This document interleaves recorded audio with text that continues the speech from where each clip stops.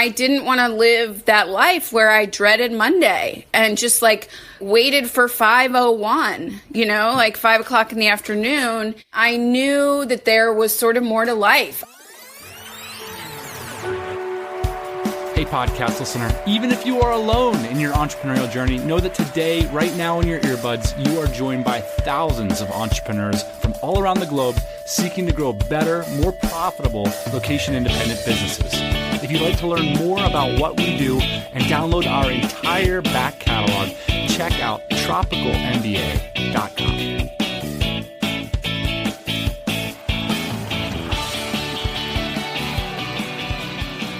Happy Thursday morning and happy Thanksgiving. For those of you not in the know, Thanksgiving is the greatest of all American holidays. You are obligated to do nothing but eat food and hang out with friends and family that you've known for many years. So in the spirit of this grand holiday, we've invited somebody on the show that we've known for many years, Sarah Kornblet. Now, to talk about how we met Sarah, I think it's important to do a little TMBA history lesson. We got to roll back the clocks way back to episode 106.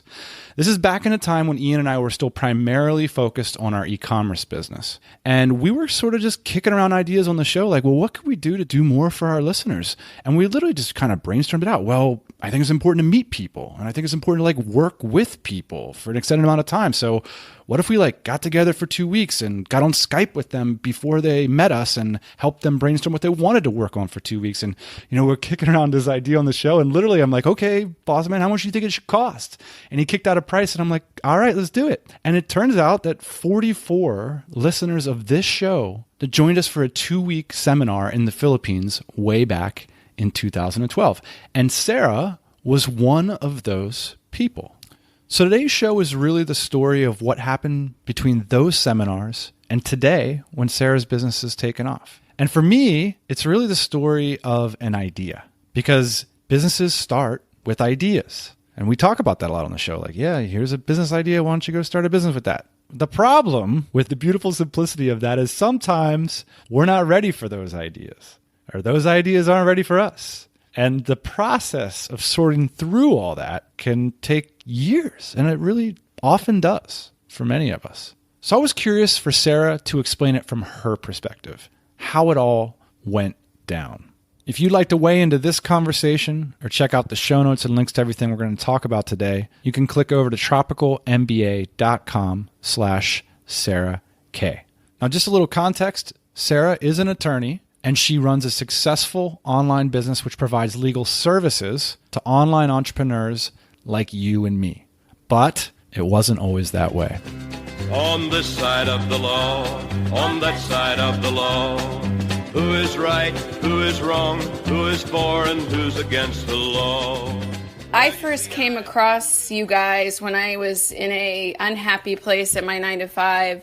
I started Googling work while you travel and work abroad, and somehow I came across the blog, and I was just like, I cannot believe people are doing this. Like, this is it. And it was the beginning of summer 2012. And every day that summer, I would listen to the podcast going to and from work. And I just got more and more excited. I mean, I was still at the point where I was like, I don't know what I would do, but I knew it was coming. And when you guys put out the call for the October workshop, I was just sold. I left my 9-to-5, I cashed in my 401k, and I was like, I'm going to make this happen. And so after our first group call, I think we had the opportunity to get on the phone with you and sort of flush out some business ideas. I remember sitting in my Washington, D.C. apartment, my studio apartment. I had this whole list of the most random ideas. I don't know if you remember this, but I had everything from like a site on being gluten-free to, selling travel goods. I think I did have some legal stuff on there. I had like a site working with law students, a whole bunch of stuff. I remember it, the call, actually. I think I remember thinking something like, why does she want to do e-commerce? She has this incredible skill set. Did I say that on the call? I don't remember what I said to you. I think you did, and I'm pretty sure that I left the call and went into the workshop with the idea that I was going to do legal. I think the main reason I had shied away from it at the beginning was that I didn't enjoy working at a law firm being a lawyer. My sort of thought was, how could I enjoy that as my own business if I really at that time associated legal with like an icky feeling? Let's go back then to you get your law degree. So what did you do after you graduated from law school in St. Louis? Is that right? Yeah, so I went to law school in St. Louis, and I have always had a big travel bug, and I've always sort of been one of those people that was like, I don't know what I want to do. I know that I want a good job, but there was nothing that I could see after college that I would enjoy doing for the next 50 years. So to me, law seemed flexible because there's so many different types. I also had the idealistic of I can help the world. And then I also had the thought of like, well, it can't hurt. A law degree isn't going to hurt me. It's an expensive lesson to learn that. So I finished up law school and actually had gotten into the area of food and drug law. So I had always been interested in nutrition and health, and I had written a law review article on regulating fast food restaurants. During law school, I had interviewed with the FDA and didn't get it, but I still had the pull towards D.C. And that's Washington, D.C. Correct, which is confusing to a lot of people in our community. I realize that now. I moved to Washington, D.C. I didn't have a job. I spent that summer studying for the bar exam in Washington. I took the Maryland bar and just started networking, and through some connections interviewed and got a position as a food and drug attorney with a medium-sized regulatory firm in Washington, D.C. And, it was actually a really good experience. I can't complain too much. It wasn't a huge firm. I was not working 80 hours a week, but it just wasn't an area that excited me. And I knew, I would say within 6 months, that I wasn't on partner track. And I pretty quickly started looking for my next thing. And so again, as I had done in 2012, this was back in 2007, started thinking, well, how can I travel and work at the same time? I decided that I would go into, this time, a more health career track. And so I went back to school, got my master's in public health. I love learning. If I could be a perpetual student, I probably would. And it was with that I sort of found the area of international health and global health. And that sort of set off my next 5 or so years. And I worked in India and then came back to Washington and worked at a think tank and then a university in this area of international health, looking at something called the International Health Regulations. And I did get to travel. So, I got to go to Thailand and Malaysia and Vietnam and then all through East and South Africa and the Middle East. But I also, again, quickly learned that traveling for work in that capacity is not the same as traveling on your own. And after several years, it was a really sort of come to Jesus moment where I was like, this, for all intents and purposes, is my dream job. So why aren't I happy? Were there moments or things that happened to you that made you start to think of alternatives? You've invested so much into it at that moment. What made you start to look outside for other options? I think I just got to a point where I didn't want to live that life where I dreaded Monday and just like waited for 5:01, like 5 o'clock in the afternoon. And, I've always been interested in self-development, and I knew that there was sort of more to life. At that point, I just didn't know the possibilities. So you're a lawyer with a degree, with a really impressive looking job, and then all of a sudden you cash in your 401k and start kicking around e-commerce ideas with random people you met in the Philippines.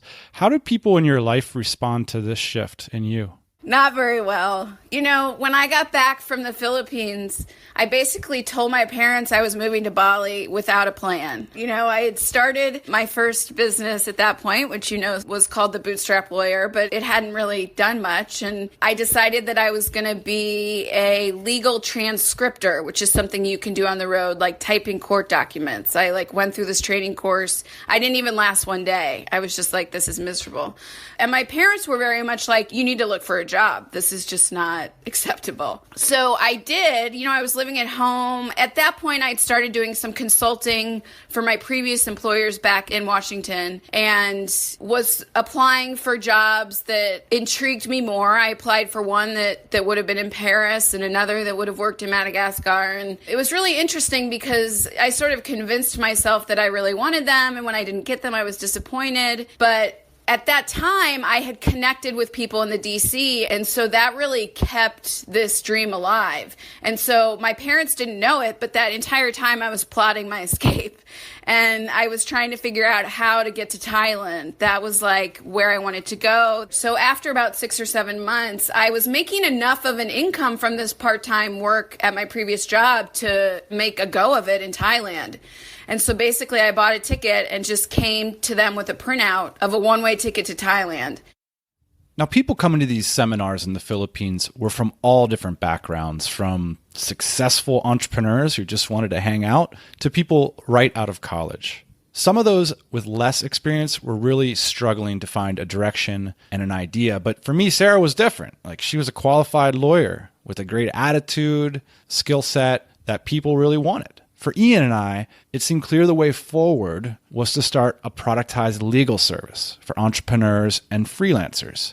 And she more or less did get something up on the web in 2012, and it was called The Bootstrap Lawyer. So what I was interested to hear is, why didn't we hear about this in 2013 or 2014 or 2015 even? Why at the time didn't the idea work for her?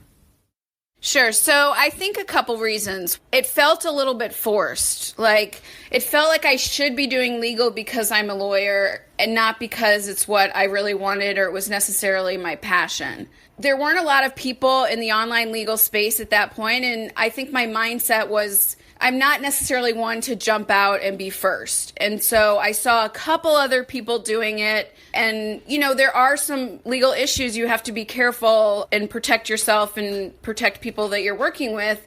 And because the law is so behind the times, this idea of an online legal space is still rapidly developing and was still back then.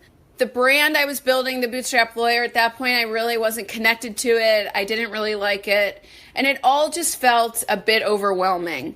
I think a huge piece of it was mindset. And really, can I do this? Do I want to do this? I had these dreams but didn't know how they were going to come true. And even though immediately I had people that found me just from my website and I had a few clients, I didn't at that point see the possibility. And so I tended, and this is sort of part of my personality, is to go back to what I know and go back to what is safe. And as I started to do the consulting and get paid for it, I sort of just put Bootstrap Lawyer on the back burner. And I was like, well, maybe this just isn't the business for me. And then once I moved on and I moved to Thailand and started seeing a few things that other people were doing, and, it's the shiny object syndrome. I saw people running these e-commerce stores and, making this great passive income, supposedly, and decided that I could do that. And so, a few months after I was in Thailand, I connected with another DCer, two DCers that were running a fair trade e-commerce site. And I helped them build and expand on their marketing and social media. And I was like, I could definitely run my own store. And so at that point, I took a class on how to run a dropship site. And I started selling eco-friendly furniture, completely random. Do you remember this? It's not random at all, because that was one of the ideas on your list. Was it? Yes, it was. And I remember that really jumped out at me because I was selling furniture online. And my first thought was, well, why does she want to sell furniture? This does not sound strange to me at all. There's a pattern here, and it's part of the reason I wanted to talk to you is you didn't think that you could be a lawyer, even though you were a lawyer, but you did think you could run an e-commerce store, even though you'd never run an e-commerce store. For some reason, I feel like I see this all the time.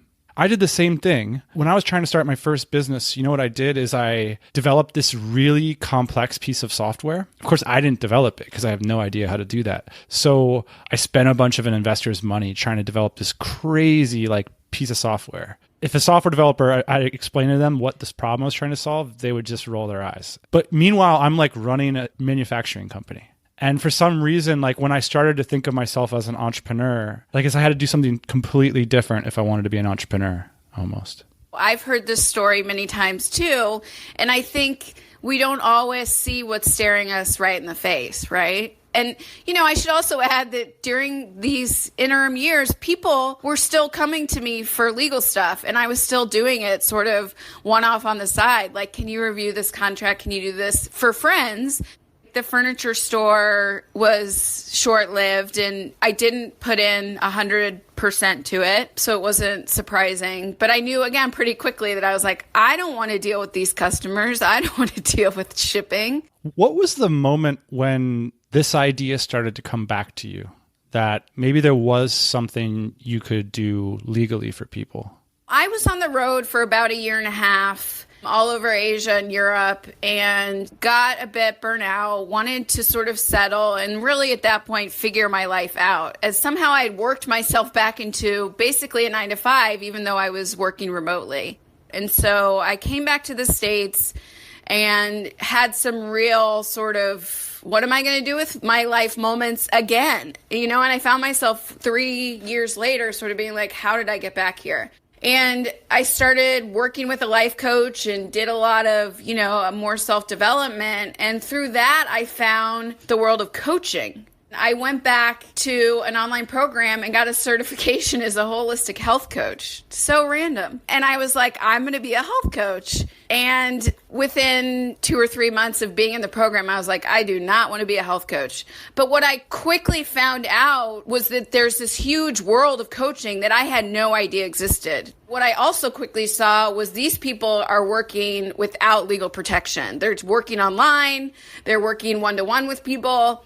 They're losing money. They don't know what to do. And at that point, this was in, sort of early to mid 2015, I thought after several years working in online business, I know what a sales funnel is, I know online marketing, and I also know legal. So what about trying to marry business coaching with legal? Because if someone is starting an online business, how great would it be to have sort of a one-stop shop? And so I started down that path, but very quickly saw that people were only interested in the legal. Basically, at that point, there wasn't money coming in. I had totally left any sort of consulting, and it was sort of make or break.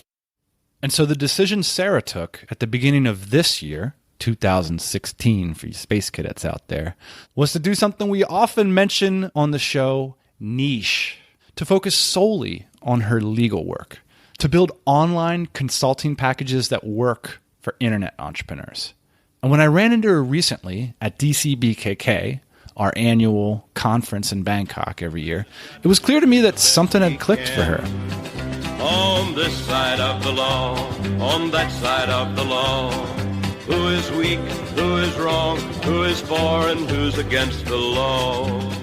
From that moment that I declared that I was going to be doing legal only, within 2 weeks, I had like 3 clients. I had made more than I had in like the previous 4 months. And from that, it just took off and has been building every month. So this is pretty interesting in terms of BKK. So I went to the conference. So DCBKK, you're talking about? DCBKK, yes, back in 2013 and then 2014. In 2014, was running the e-commerce store, wasn't doing well. I was still doing consulting, and I felt like I didn't quite fit in. I wasn't totally an online business owner because I still had side income, and it just felt a bit inauthentic.